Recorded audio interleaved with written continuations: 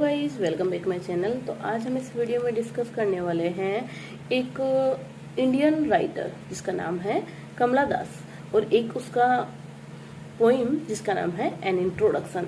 तो पहले हम जानते हैं अबाउट टू कमला दास। कमला सुरैया, उसके 3 नाम थे, एक तो कमला दास, कमला सुरैया और एक माधवा कुट्टी। माधवी कुट्टी जो नाम है वो उनका पेन नेम था, उस नाम से उन्होंने कई मलयालम भाषा में क्रिएशंस लिखी थी। कमला दास उनका हिंदू नेम था और जो कमला सुरैया था वो मुस्लिम नेम था। अब उन्होंने जो क्रिएशंस लिखी वो सबसे ज्यादा कमला दास नाम से लिखी है जो हमारे सिलेबस में इंक्लूड है। तो स्टार्ट करते हैं। Kamala Suraiyya popularly known by her one time pen name Madhavi Kutty and married name Kamala Das was an Indian poet in English as well as an author in Malayalam from Kerala, India. Born 31st March 1934, died 31 May 2009. Spouse था माधव दास और ये मलयालम भाषा में भी लिखते थे, author थी ये मलयालम लैंग्वेज की।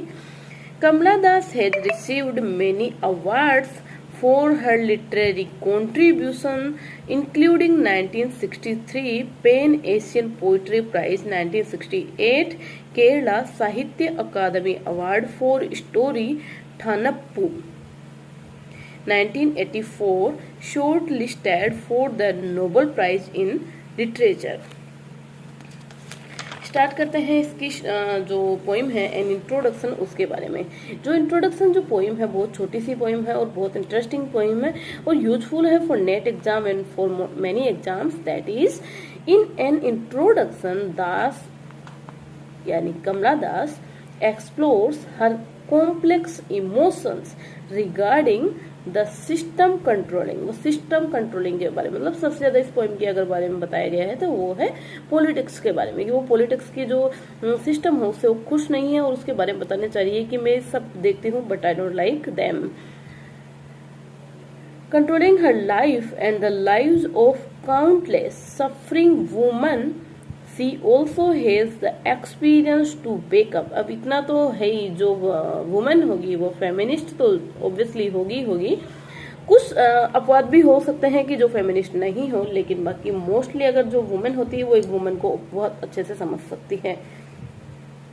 she also has the experience to back up her assertion about freedom and oppression as she played a critical role in the establishment of Indian feminist movement. The particular piece is one of her most well known. It was published in her first collection Summer in Calcutta।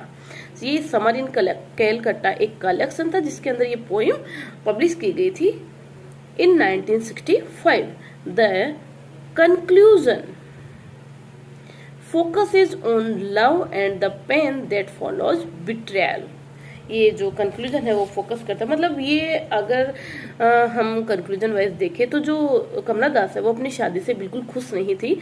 इन्होंने वो rights नहीं पाए थे शादी करके जो एक woman को मिलने चाहिए थे, और वो मतलब शादी के करके अपने जो अधिकार है उनको खोकर अपने आप को बहुत रिग्रेट फील करती थी कि उन्होंने शादी करके शायद सबसे बड़ी गलती कर दी, क्योंकि उनके जो राइट्स है वो कहीं ना कहीं दब गए हैं। क्योंकि हमारा जो समाज है वो पितृसत्तात्मक समाज है जहाँ पे औरतों की जो वैल्यू है वो बहुत कम मानी जाती है, और अगर डिसीजन के तौर पे भी लिया जाए तो अभी कुछ सुधार हुआ है कि पितृसत्तात्मक से मातृसत्तात्मक की तरफ थोड़ा इक्वलिटी देखी जाती है। लेकिन फिर भी कहीं ना कहीं ये चीज है कि एक एडुकेटेड आदमी भी मैन एंड वुमेन के अंदर डिफरेंस करता है, और इसी चीज से ये बहुत परेशान थी कमला दास कि मैं इन चीजों को बिल्कुल पसंद नहीं करती हूँ कि एक मैन और वुमेन के अंदर जो भेदभाव करा जाए, ये बताया जाए कि मैन है वो ही सब कुछ कर सकता है, वुमेन है उसके राइट्स शादी के बाद में दबा दिए जाते हैं। और ये उसके साथ जब हुआ तो इस चीज से बहुत रिग्रेट होके, बहुत ज्यादा परेशान होके शायद उनकी शादी इतना ज्यादा आगे चली भी नहीं थी, और फिर बाद में वो क्रिएशंस लिखना स्टार्ट कर दी थी और उन्होंने बहुत अच्छी अच्छी क्रिएशंस लिखी थी। और उनका कंक्लूजन यही था कि जो उनका लाइफ पार्टनर था उसके साथ में जो धोखा हुआ था, लाइफ पार्टनर के द्वारा कमला दास के लिए धोखा हुआ था, क्योंकि वो एक तो उसके राइट्स दब गए थे और एक जो in behaviour he is not good for her. तो इन सब से वो इंस्पायर होके उन्होंने क्रिएशंस के वर्ल्ड में कदम रखा और उन्होंने बहुत सी अच्छी अच्छी क्रिएशंस लिखी। ये फेमिनिस्ट को भी फॉलो करती थी क्योंकि खुद एक फीमेल थी और फेमिनिस्ट मूवमेंट में अपना अप्रोच करती थी, और ये पॉलिटिकल सिस्टम को भी हमेशा गलत बताती थी कि जहाँ पे एक वुमेन को मेन से कम आंक करके उसको साइड में बैठा दिया जाता है। I don't like it because men and women are equal, no difference between them। तो आशा करती हूँ आपको ये समझ में आया होगा। एन इंट्रोडक्शन के थ्रू बस वो फेमिनिस्ट का जो मूवमेंट है या फेमिनिस्ट की जो स्थिति है उसको भी बताती है, पॉलिटिकल सिस्टम के ऊपर प्रहार करती है, और अपना जो लाइफ पार्टनर था उसके द्वारा किए गए एक धोखे या बेड बिहेवियर का भी वो एक्सप्रेशन इसमें डालती है, ताकि वो समझा सके कि हाउ सी